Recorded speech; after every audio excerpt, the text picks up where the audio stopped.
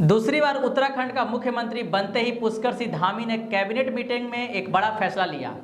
मुख्यमंत्री ने जनता से किया अपना वादा पूरा करते हुए यूसीसी यानी यूनिफॉर्म सिविल कोड को लेकर एक कमेटी बनाई है। बीते गुरुवार को राज्य मंत्रिमंडल ने इस प्रस्ताव को हरी झंडी दे दी है। हुआ यह था कि उत्तराखंड के मुख्यमंत्री और भाजपा ने चुनाव से पहले जनता से वादा किया था कि सरकार आने के बाद वह राज्य में यूनिफॉर्म सिविल कोड लागू करेंगे। हालांकि यह मामला आज पहली बार नहीं उठा है, पहले भी कई बार इस मामले पर राजनीतिक रोटियां सेकी जा चुकी है। प्रधानमंत्री नरेंद्र मोदी ने भी अपनी राजनीतिक मैनिफेस्टो में इसकी चर्चा कर चुके हैं। इनकी मैनिफेस्टो के अंदर 3 बातें कही गई थी। पहली, कश्मीर से 370 हटाने की बात, दूसरी अयोध्या के राम मंदिर मामला और तीसरी यूसीसी की बात। इन तीनों में से 2 मुद्दों की कहानी पूरी हो चुकी है और अब बारी है यूनिफॉर्म सिविल कोड की, जिस पर भाजपा शासित सभी राज्यों में लगाने की मांग जोर पकड़ी हुई है। तो जानेंगे इस वीडियो में इससे जुड़ी सभी पहलुओं को कि क्या होता है यूनिफॉर्म सिविल कोड, और इस वीडियो में जानेंगे शाहबानो मामला क्या है। तो सभी पहलुओं पर जरा विस्तार से चर्चा करेंगे, तो बने रहे वीडियो पर। उससे पहले नमस्कार, मेरा नाम है अंशु कुमार और आप देखना शुरू कर चुके हैं प्राइम लाइव। अगर बात करें यूनिफॉर्म सिविल कोड की, तो इसे हिंदी में समान नागरिक संहिता भी कहते हैं। इसे और आसानी से समझना है तो यह कहा जा सकता है कि भारत में रहने वाले हर नागरिक के लिए एक जैसा कानून, चाहे वह नागरिक किसी भी जाति या धर्म का क्यों न हो, देश का कानून समान रूप से लागू होगा। हमारे संविधान के भाग 4 के अनुच्छेद 44 में कहा गया है कि कोई भी राज्य भारत के पूरे क्षेत्र में नागरिक के लिए एक समान नागरिक संहिता को लागू करने का प्रयास करेगा।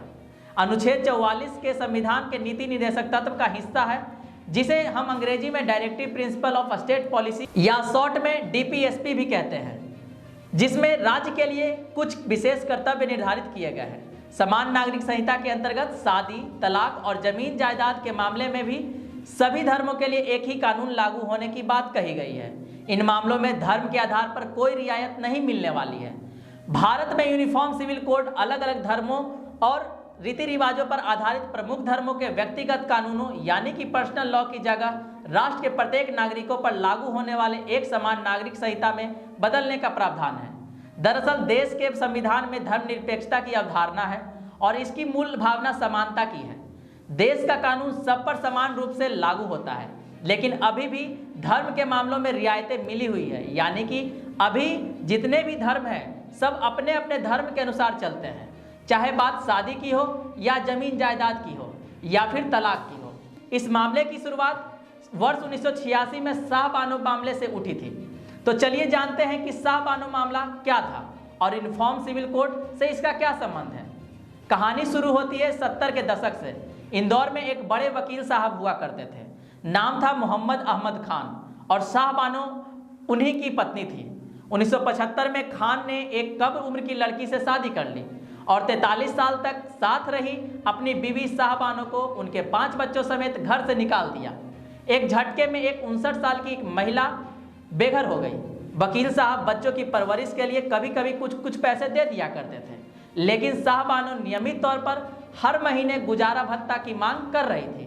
इसे लेकर दोनों में अक्सर विवाद होते रहते थे। 6 नवंबर 1978 को मोहम्मद अहमद खान ने शाहबानो को 3 तलाक, जिसे तलाक़े बिद्दत भी कहते हैं, वो दे दिया। मेहर की रकम का भुगतान कर खान ने 2 टूक कह दिया कि अब आगे एक पैसा नहीं दिया जाएगा।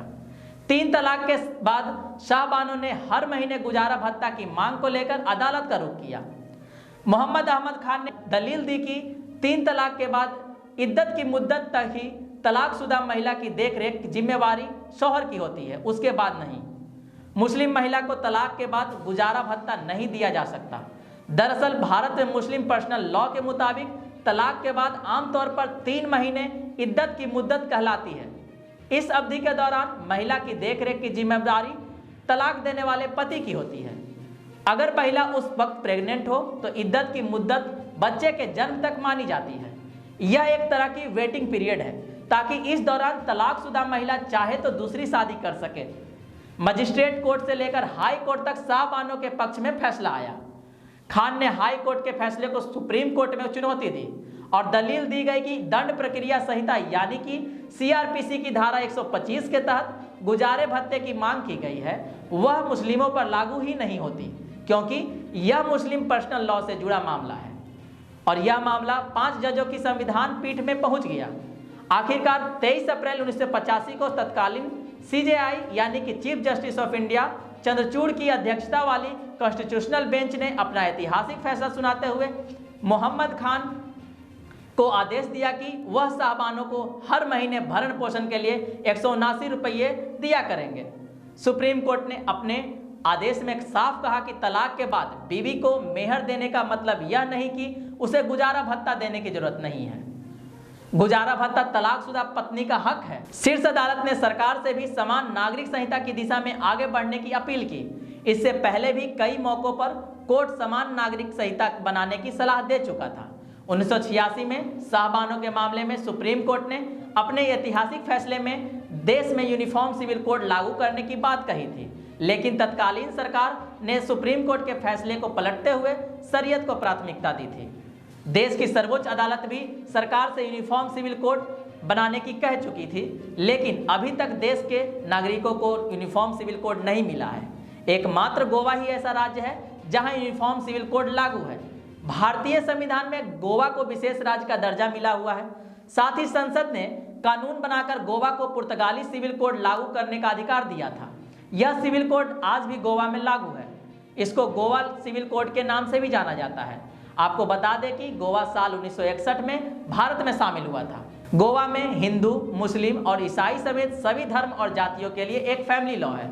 इसका मतलब यह है कि गोवा में शादी, तलाक और उत्तराधिकार के कानून हिंदू, मुस्लिम और सिख ईसाई सभी के लिए एक समान है।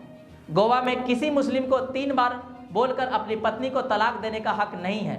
गोवा में मुस्लिम, हिंदू और ईसाई समुदाय के लोगों को अपने धर्म के रीति रिवाज के मुताबिक शादी करने का हक है, लेकिन शादी तभी कानूनी तौर पर मान्य होगी जब उसका रजिस्ट्रेशन कराया जाएगा। अगर गोवा में एक बार शादी का रजिस्ट्रेशन हो जाता है तो तलाक सिर्फ कोर्ट से ही मिलता है।